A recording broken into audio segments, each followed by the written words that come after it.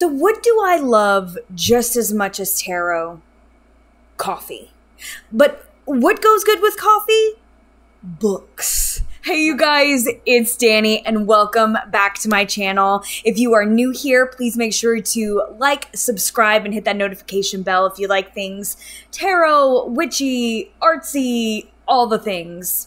If not, that's cool too. We're just glad you're here. So today, as noted, we are going to be talking about books. All the books.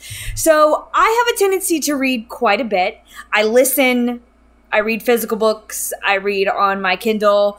So I have a plethora of things to share. And I decided instead of doing each month, I was going to go mid-year, end of year. So here's what I've read so far in 2023. So let's start first with audiobooks. I'm going to shift myself to one side. That way I can put the books up here as best I can. So let's go ahead and dive in with the first one, The Death of Jane Lawrence. This is by Caitlin Starling. Oh my God, the most beautiful setting. Okay, so it's kind of creepy, but it's that gothic Crimson Peak style setting, you know, where there's like an old-timey doctor's office and a big estate home and weird things are happening. Oh my God, obsessed. Like, I can't even describe to you. I wanted to live in this book for so long. So it kind of starts off where Jane Lawrence is I guess she would be like considered an orphan if I'm remembering correctly. But she had a family that had kind of taken her in, but they were leaving and she didn't want to leave this town. So she decided, and I'm not giving much away, she decided that she was going to find herself a husband, but it wasn't going to be for love or, you know, pomp and circumstance. It was going to be a logical choice, right? So she sort of proposes this marriage to a doctor. And he is kind of leery, sort of. He doesn't really know what to do with this situation. But she wants to help him in the doctor's office. She kind of proposes that, like, this is a marriage so I can stay here, but like, I'm really good with numbers. I'll do your numbers. I'll help you in the doctor's office, you know, like whatever you need. So that's kind of where their relationship starts. And so she goes and like, you get to see these like surgeries and things going on. There's a bit of body horror. But then there is this situation with his kind of country estate, and things sort of unravel from there. But when I tell you, if you want something that you are steeped in this kind of gothic tale, y'all, I cannot speak more highly. 5 stars across the board for The Death of Jane Lawrence. If I had to recommend one book from everything that I've read this year, it would be this one. The next book I listened to was The Night Swim. So this is by Megan Golden. I'm going to be honest, I finished this in one day. It was really good during like reading it, but I'm going to be honest, I didn't remember much of it. I remember the simple gist, but like sticking power, I had to refresh my memory when it came to talking to you guys about this. So that I don't want that to speak to how good the book was, because I put it at about a 3-star. It was good. It kept my attention. I listened to it all in one day. Now I do listen to my stuff on like anywhere from 1.5 to 2 times the speed. So I can get through some chunks. If it's a 6-hour book, 3 hours, I mean, I'm working, I'm going to probably finish it, you know, which is why I'm like, I usually read a bunch of audiobooks, but I've only read like a few, like a handful this year so far. Oh, I say read, listen, whatever. So this book is based on this podcaster, right? And she's kind of in the true crime realm, which is what kind of caught my attention. I was like, oh, this is going to be a fun book, you know, like a kind of thriller mystery kind of vibe. So she's a podcaster. She helps solve a crime, or kind of either solve a crime or get someone out of jail who was accused of a crime. I don't know, something like that. Again, I had to refresh myself a little bit because I couldn't quite remember. So it didn't have really good sticking power, but it was good in the moment because she goes to this small town for her next season so that she can kind of do her investigation. But she kind of puts it out on the airwaves for like people, oh, if you have crimes that you want me to cover, yada, yada. So she keeps getting these messages that her assistants kind of go through, but they paid no attention to, for this one girl whose sister died, but she thinks was murdered. And so when she goes to this small town, she's not really, her face isn't really out there, so nobody can really recognize her. But when she comes out of a store or something, there's a note on her car, and it's from that fan who's like, I'm in this town. This is my sister. Can you please just talk to me? And like, they kind of have this back and forth exchange with letters. They try to meet up. Things don't work out. But what ends up happening in the night swim is, while on this assignment to do this trial that's happening in this small town, things start to connect and kind of interweave with this other murder that happened like 20 some odd years before. So she's kind of unraveling all this, seeing who, what, when, and where. It's a really, really fun story. It's a really good story. But I'm going to be honest, you know, like I said a few times, it just didn't have sticking power, but it was well worth the read. So there's that. So the next book I listened to was Lampvana. I hope I'm saying that right. I listened to Otessa. Let me see if I can get her name right. This is the author, Otessa Moshfegh. I hope that's right. I don't have it on my app anymore because I get them from the library. So I finished listening to it, so I couldn't get the name correct. But if I'm not mistaken, the author actually reads this book. And it was gross and strange and unsettling, and I really enjoyed this book. I would probably give this one a 4 out of 5 stars because it wasn't like superb writing, amazing story. I would put it, I say 4, 3 and 4, 3.5, okay? Because the story itself wasn't anything spectacular. You're following, oh my gosh, do I have his name written down? I forget. He's like a shepherd boy. I don't.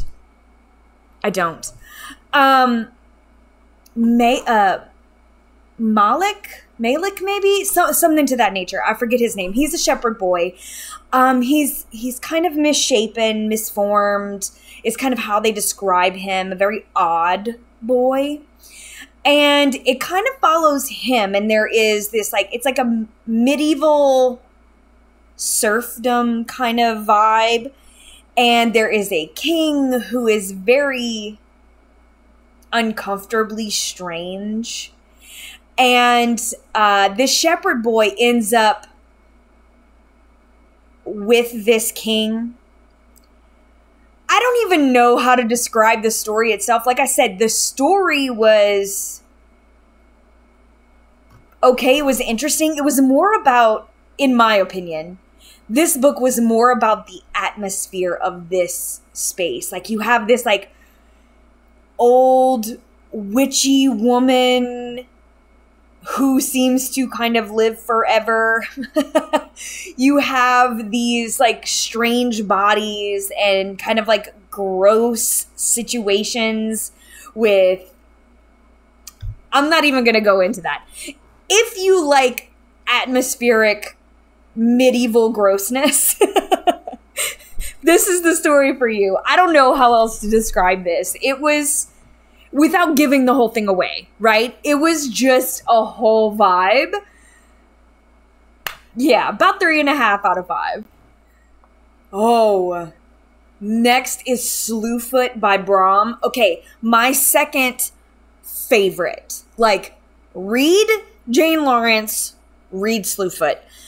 Brom, okay, I love the way that Brom writes. Sometimes it can be a little obtuse.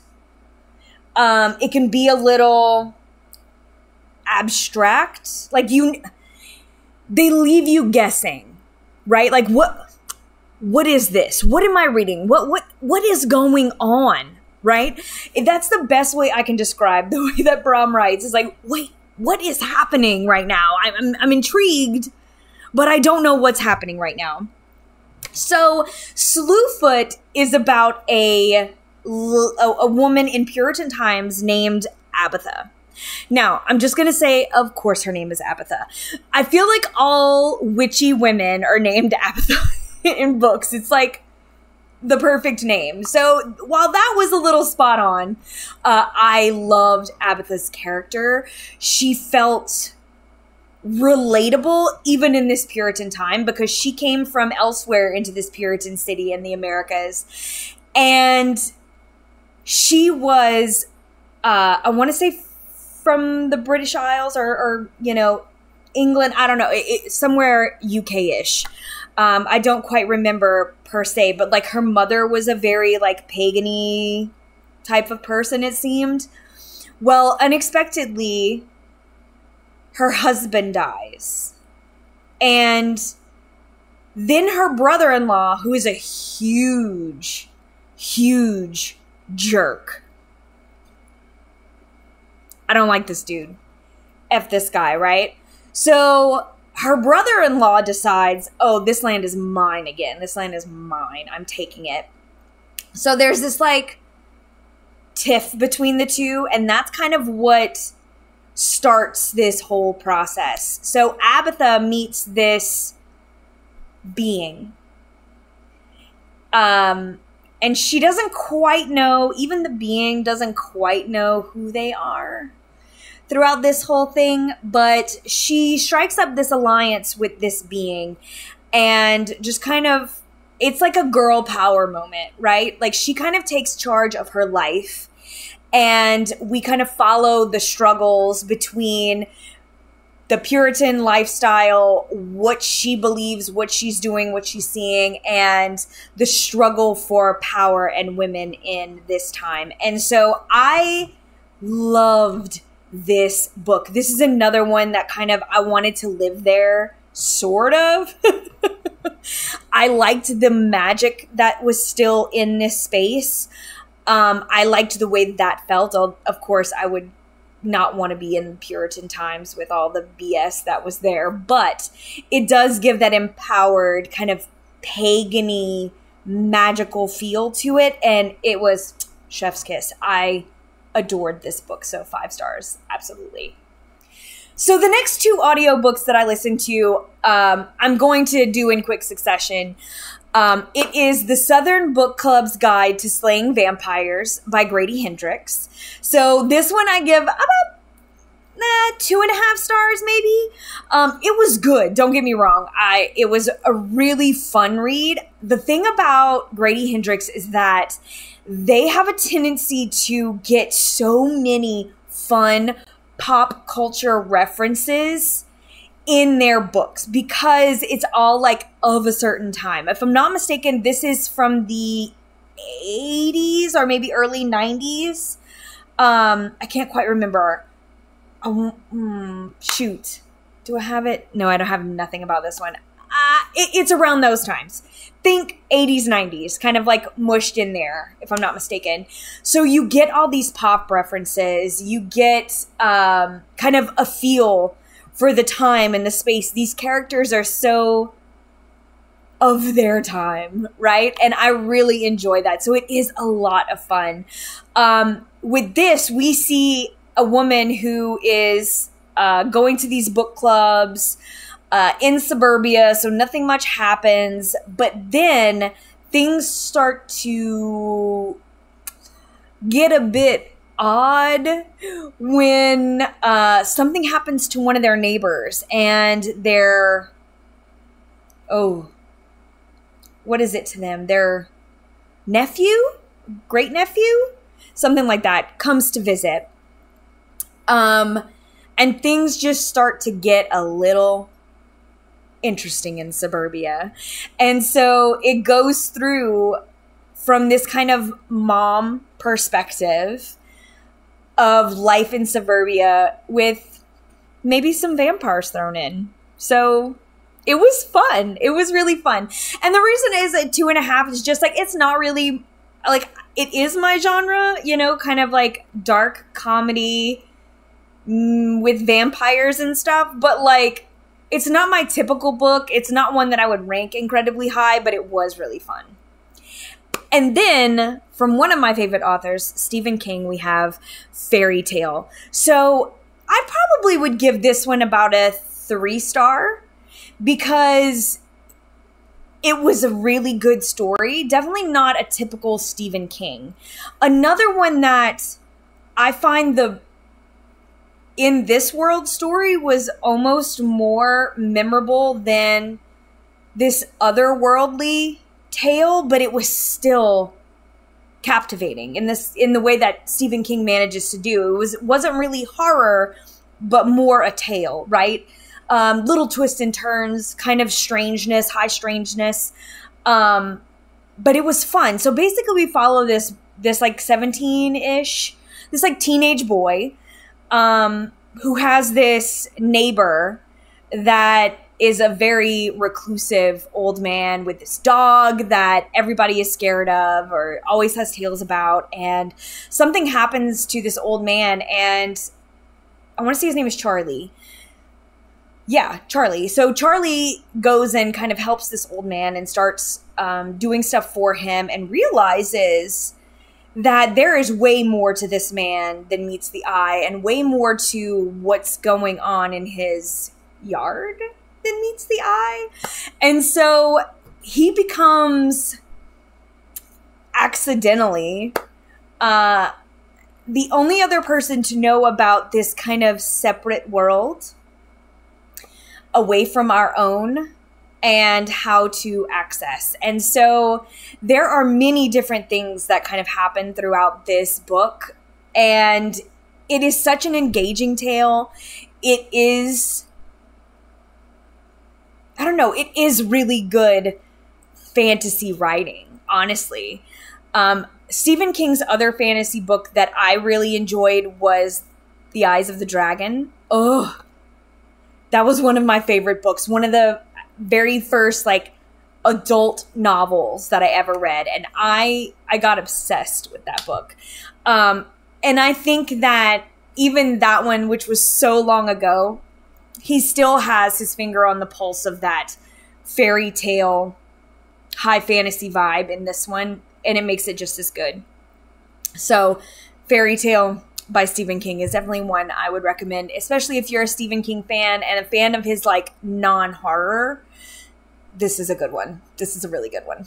So in this next section, it's like I listened to a part of these and I read a part of these. So they're like audio / physical reads.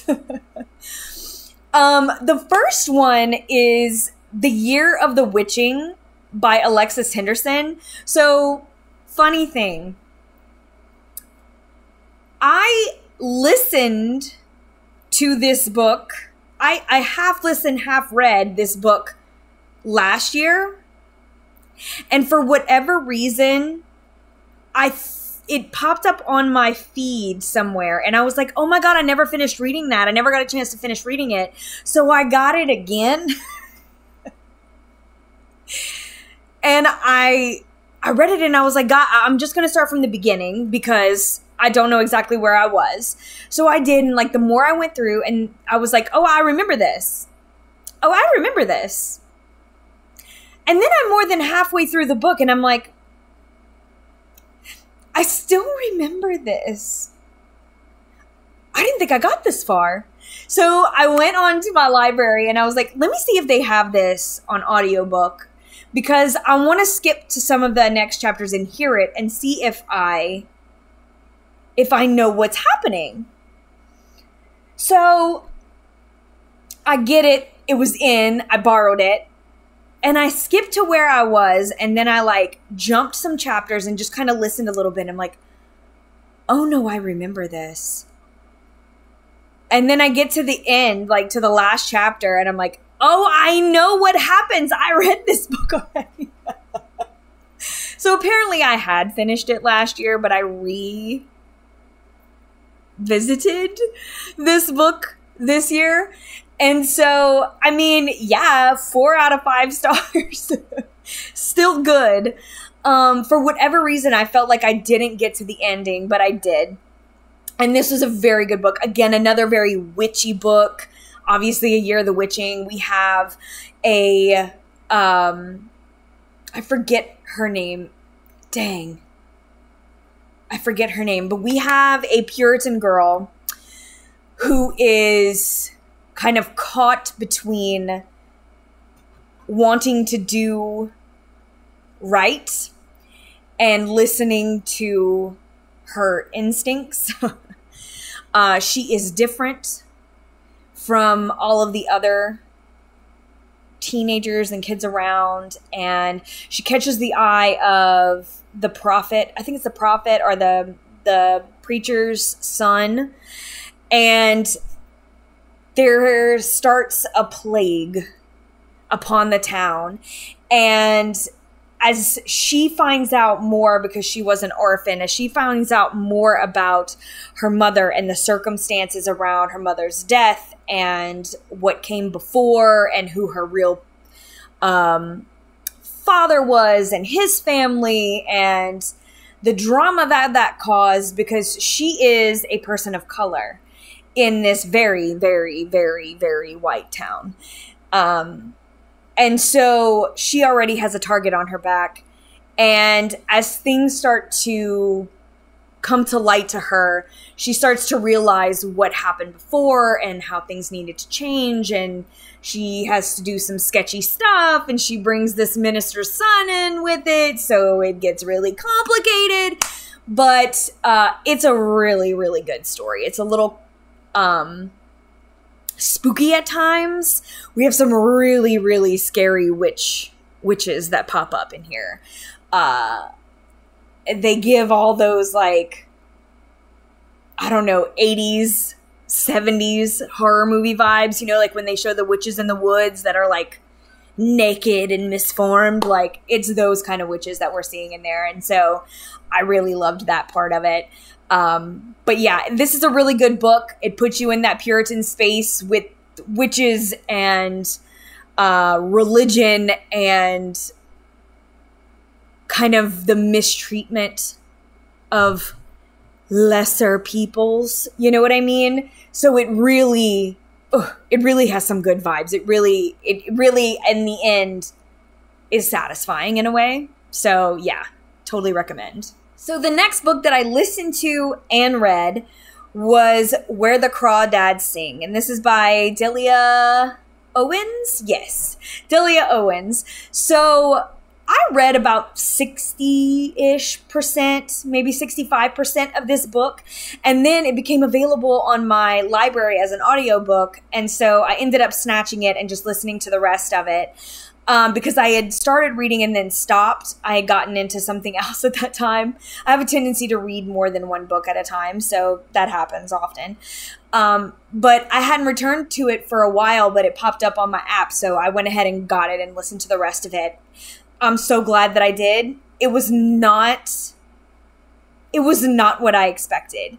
So I normally don't go towards these, I call them like super hype books, mostly because I feel like, I don't know, they're always going to be a story that is going to be too sad for me or just not the vibe that I want to feel. So I tend to stay away from those. But my mother-in-law read this book and she was like, I loved it. I can't wait to see the movie, yada, yada. So I was like, okay, well, if she read it, I'm going to pick her brain before I start. I was like, is it really sad? Is it this? Is that? And she's like, no. She's like, now don't get me wrong. I like cried. And I was like, oh, damn it. I was like, I'm trying to escape that life. I don't tend to read books that will make me incredibly sad. I don't like them. Yet I will sit here and read like Romeo and Juliet and other famous tragedies. Make it make sense. I can't. But anyway, so she convinced me though. She's like, no, I really do think you're going to like it. It's more of a mystery, kind of a vibe. She's like, there's like a murder and everything. I was like, oh, okay, well, I'll try it. So I started reading it and I fell in love immediately because this is about a girl in the marsh. And she goes through some really crappy things in her childhood. But she really does keep her spirit. And it's all about, like, what kept me in it was her and her growing love for the marsh. I guess because it really made me think about my area of the world, right? We live in a, marshy, swampy area down here in South Central Louisiana. And so it felt like we were almost kindred spirits. Her on the East Coast and in their marshes, and me down here in the South in mine. And so listening to her kind of figure out her place in the world and learning about other people and growing up and going through life alone in this marsh, y'all, it had me. It had me. And there is a murder going on. You're getting sort of two different views or two different situations going on. You have the girl growing up, and you have the man being killed or being murdered, or the death of a man, right? We don't know.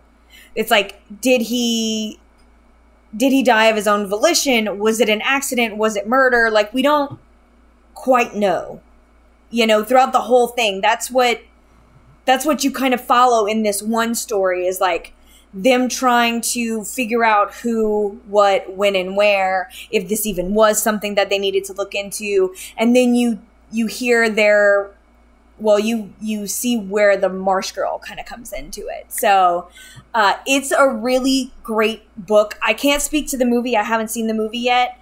But I'm sure if it follows, it's going to be a good movie too. So I kind of can't wait to watch it now. So those were the only two that I did both. Okay, so now let's go into my physical books that I read this year so far. The fictional. We're going to start with fiction. Okay, so I'm starting with a real gross one. So I am going to warn you as to which ones are not for the faint of heart. I have been in this mood, I guess is the best way to describe it, where I am reading a lot of indie style horror novellas that are they're just disgusting. They're depraved. They are the grossest of the gross. But for whatever reason, I'm reading this book. I want to read this book. And I have been enjoying, is that the right word for them? I keep coming back for more. So I will warn when it's not for the faint of heart. And so I'm going to start with one of those called Embalmer. Embalmer is by Rain Havoc, because of course it is. This was a very quick read. And it was gross. So the Embalmer follows an embalmer, surprisingly, who has a strange urge to... How do I even talk about this book?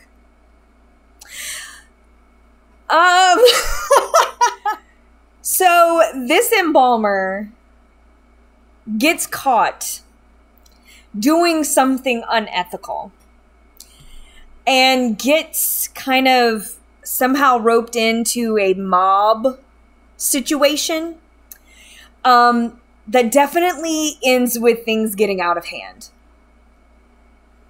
Yeah, let's go with that. That's about the best I can describe this book, honestly, you guys. It's got a lot of trigger warnings. I don't tend to read the trigger warnings because I feel like it gives away what I'm going into the story to kind of see what happens. I don't really have any triggers, so it's not something that I do. But just know that it's gross. It's very taboo. But it's short and it's impactful. So yeah. The Embalmer. Up next is one that's not so bad. This is called A Dowry of Blood. This is by S.T. Gibson. This is a very interesting book. It also put me in a place. I found this one after hunting for something that was going to give me the same feels after reading The Death of Jane Lawrence. And it did kind of scratch that itch for me. This is about sort of like Dracula's brides. It goes through his kind of first wife. And it's told from her point of view. It's like her life.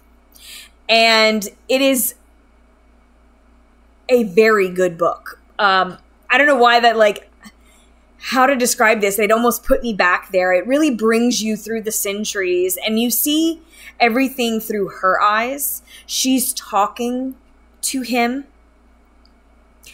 and kind of describing how she got where she is today.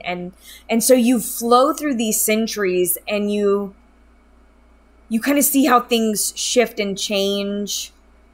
And it's very interesting. It's a very interesting story. I would probably give this one, honestly, a 4 out of 5. 4 stars for this one. I think that it set a beautiful tone. It was a really great voice to listen to. Nothing extravagant, nothing extravagant to the story, but a very cozy book to me. At least I found it was a cozy, like, I guess I feel cozy because it makes me think of the stories that Anne Rice created with her vampires. It has that feel. I can best describe it as when you still feel the same way if you've ever watched Interview with the Vampire and you see Louis in the streets of New Orleans in the rain, kind of that desperate, rainy, dreary, like, I'm kind of caught in this existence. Like, you see that side, and you also see the glamorous side, kind of the balls and stuff that they went to towards the end. And it still has that sort of Anne Rice feel in the way that she tells it as a writer. So it's got like that cinematic and story element of that kind of vampire setting. And so, yeah, it was a really, really good book. I would definitely recommend. Okay, next, this one. This is a good one. So this is another one where, like, this is not for the faint of heart. When I tell you I gagged reading this book. Holy crap nuggets. So this is It's Me, Charlie. This is by C.M. Guidros. Y'all. So we follow this catfish who got the attention of an author of these spicy books, right? That kind of go into a taboo space. I would say, like, sort of the BDSM style, but like the taboo side, those kind of stories, those dark romances. That's what this author writes. Well, we see this catfish, this guy, whose name is Charlie, and catfishes as Charlie, but a girl, who befriends this author. But things sort of start getting out of hand. And boy Charlie decides that he wants this girl for real. And that he knows what she wants and needs because he's read her books and he knows. And so it is about him plotting and trying to execute this kidnapping so that they can fall in love. It was scary from a, like, God, people do this crap point of view. And it was absolutely revolting.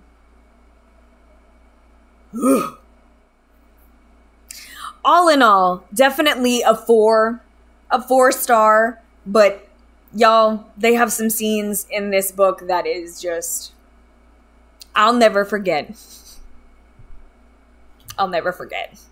Up next is another taboo book, and that is Dead Inside by Chandler Morrison. So this is, I mean, taboo /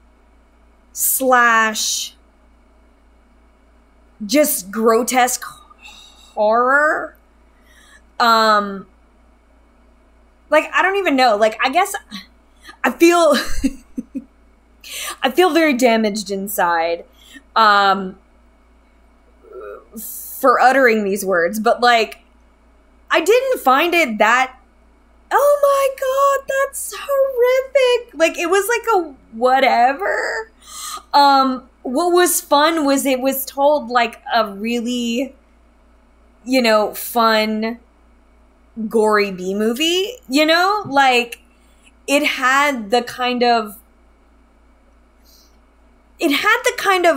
horror that was gross just to be gross. You know what I mean?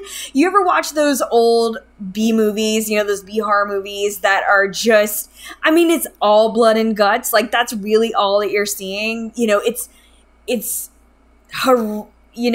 horrific because it's the most disturbing thing you could think of. It's like what the normal person would think of, and then you just throw it over the top, right? Like, I don't know, it's gross for grossness sake. That's what this book was. And so I just kind of enjoyed it for what it was, if I'm being honest. I wasn't queasy with the subject. If you have qualms about dead bodies or deceased unborn bodies, I would definitely not touch this book with a 10-foot pole. But if you don't have many qualms about just like horror, goriness in general, it's a pretty good book. Up next is Verity by Colleen Hoover. So first thing I'm going to say about this book is Colleen knows how to start a book. She knows how to suck you in immediately. Immediately. A phenomenal writer. At least in this book. I can't speak for other books, but this book, oh, she did a fantastic job. I got into this not knowing who Colleen was at all. I'd never heard of her. And I had no idea what Verity was all about. But I tell you, when my sister-in-law recommended this and said, you need to read it, you're gonna love it, I was like, okay, I'm gonna try it. And I don't like to, I don't know why I don't like to go and like read what the book is going to be about. If somebody recommends it that strongly and I can get my hands on it, I'll just start reading it and see. So I knew nothing when I went into it, but it turned out to be nothing like what I expected. And it was so good. It was so good. So this is actually I don't know, like I would say almost like a psychological thriller, I guess I would call it.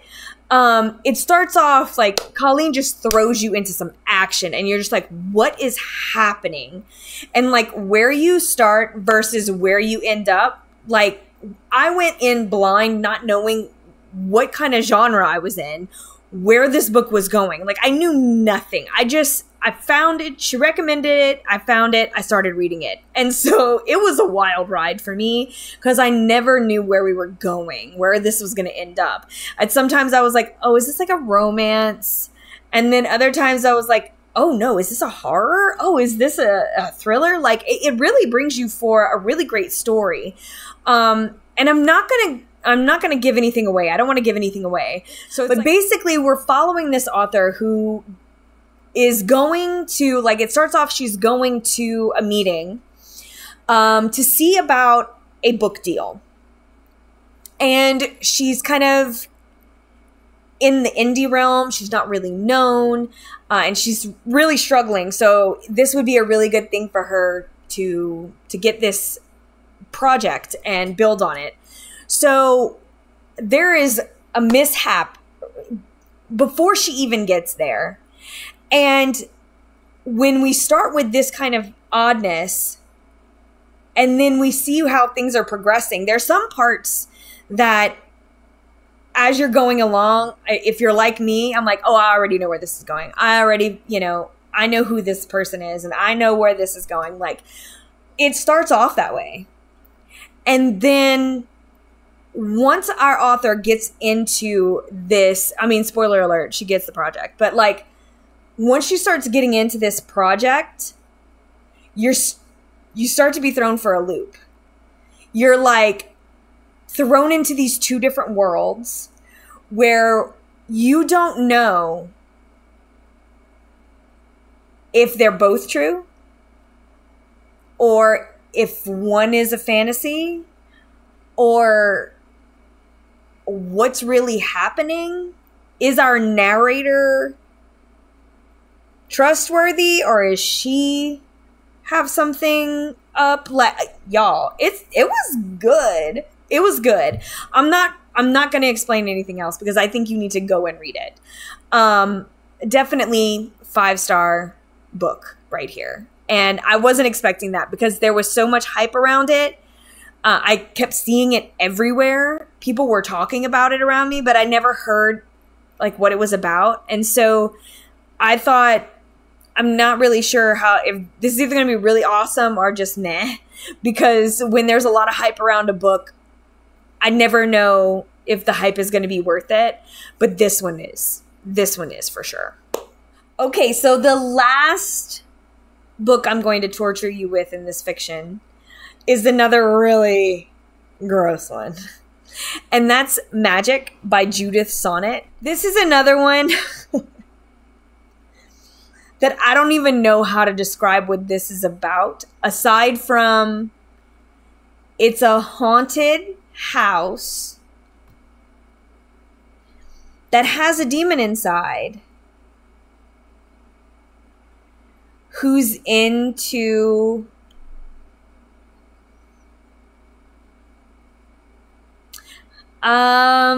sex and violence. Yeah. It's a quick read. Honestly, it wasn't terrible. But it wasn't really awesome either. I was expecting, I don't know what I was expecting. It gave me what it promised. But I feel like I would have wanted more of the haunting, like more spooky things happened. But it wasn't. So I'll give it 2 stars. It was just gross. We are so hot here that my camera overheated. And so I had to take a break. My life. Anyway, let's go ahead and go into my nonfiction reads for this half of the year. So my first one is Beyond the Wand by Tom Felton. This was a really good book, you guys. I would definitely give it good 3.5 stars. It talks about from when he grew up through his acting and Harry Potter years. That was really awesome to read. It was like so surreal the way that these kids were able to grow up through the Harry Potter hype and all that kind of stuff that went on. And then it follows him into his early adulthood up to now. And I find that him opening up about what he went through in his early adulthood, I guess because I didn't follow them, like the kids from the movie, it wasn't like they were my age and so they were like heartthrobs that I like followed their lives or whatever. I was much older. I started with Harry Potter books when I was in my teens, so by the time that the movies came out, these were just little kids to me. So like I'm not in that part of the fandom, you know what I mean? So I didn't follow any of that. I was just curious to see how, you know, he grew up. We're not that far apart in age, but enough for there to be a gap in our realities in some way. So it was very interesting to read his story because I didn't know a lot of it. So definitely a good read. Up next is The Cute and the Macabre. Will My Cat Eat My Eyeballs? This is by Caitlin Doughty. I love her. I love her YouTube. I love all of her content. I love her books. This one was really cute. I give it about 3 stars. And I say cute because it is kind of written for like a younger audience. It is the questions that she normally gets from young people, asking these really kind of strange and funny and really valid questions, right? I feel like kids seem to be more open and more curious about death. And so they always get the really good questions coming through. So this book is her answering some of those questions. So it was really cool. It was educational. It was funny. And it has her sense of humor in every page. So I always appreciate that. So definitely one to read. It's like learning about death light. Up next, The Stars Within You by Juliana McCarthy. I loved this book. Where's it at? I have tabs galore. Look at this. So they're all color coded. My chart, my daughter's chart, my husband's chart. It's all here. It's all here. So I definitely loved this book. I devoured it. It was so good. It's one that I definitely want to continue to reference and kind of develop my birth chart using. I think they do a great job at explaining all the different signs with the houses and the way that it builds upon your knowledge. It doesn't try to throw everything at you at once. It really builds the knowledge as you go. I thought it was a really, really great book. So I would definitely give this one 5 stars. The next book I read is Broke Ass Fortune Telling. This is by Quade Belligan. I think that's how you pronounce it. This was a really great read. Definitely one that I reference sometimes.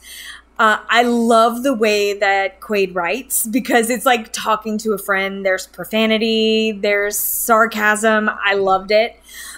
While their interpretation of the cards is not always in line with the way that I interpret my playing cards, I absolutely loved reading them, and I definitely took away a lot from those books. And I say those books because I'm about to talk about 2 more, because I always take away in the same way that I do with tarot. You can always take it and kind of mush it all together. When it comes to playing cards, it's a little bit different. There are some that I read and I'm like, oh yeah, that's not for me. Thank you. Because I have another interpretation of what that card means to me. So I find these are more like, I like to read about and see if I can add to my own meanings or like think about it in a different way. But there are some that I'm completely like, nope, and just like throw out, like, that's not for me. But I really liked Quade's voice and I liked hearing what they had to say. So I would definitely recommend a good 3-star book. Next, we have these two. I'm going to talk about them simultaneously because I both think that these are good books in their own right. Again, I'll give them... I'll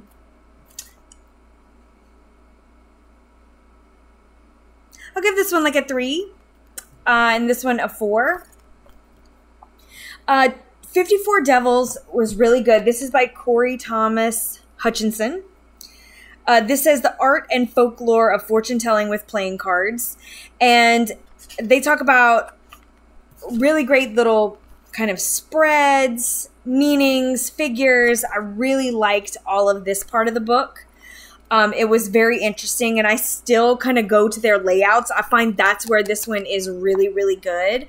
It teaches you a lot about layouts, and I'm still learning a lot about the very big, like using all of the cards and things like that. It does a pretty good job of that. As far as for the card meanings, these do follow quite a bit. Not all of them, but some really align with the way that I read the cards and has really given me a lot of insight as far as that goes. So this one was really fun. But I really do love a deck of spells. This is Hoodoo Playing Card Magic in Rootwork and Conjure by Professor Charles Porterfield. A really good book. They put in a few different card meanings. Let's see. They do have Lenormand. They have concentrated Lenormand, Away from Old Kentucky, An Old Method from Illinois, and then the Professor's Own. They also do combined card meanings. So they really do a lot of card meanings from different spaces. And so while some of them, I want to say it was Kentucky and